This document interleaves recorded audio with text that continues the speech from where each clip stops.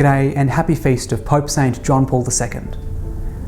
Continuing our reflections on mission this month of October, we could not turn to a better example or inspiration from a better saint for mission in our times than Pope St. John Paul II. This great man brought Christ to countless numbers through his preaching and good works. This ranged from communist Poland through to his extensive international travels and work, particularly with young people. Looking for the heart of the mission of this great man, we can be reminded of something that he very strongly reiterated. The missionary mandate of Christ for each of us and the Church more broadly is a permanent mandate.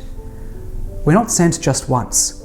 We're commissioned at our baptism for sure, but we're sent constantly. This is the life that the Lord has left us.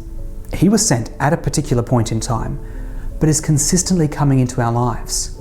In the same way we receive Christ newly at baptism and renewed through the sacraments and through prayers at concrete times, but we're constantly being called into the mission of the Father. There are many stories we can tell about the missionary nature and the life of Pope St. John Paul II. We can talk about his international travels, as I've already mentioned, or his extensive and prolific writings to very significant groups of people and on significant and sometimes controversial topics.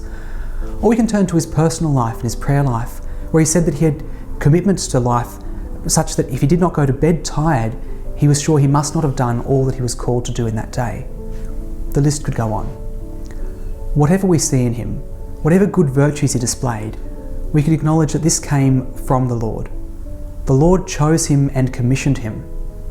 He was not carrying out his own mission, but, as we now proclaim him as saint, we acknowledge that he accepted and lived out the mission entrusted to him by the Father.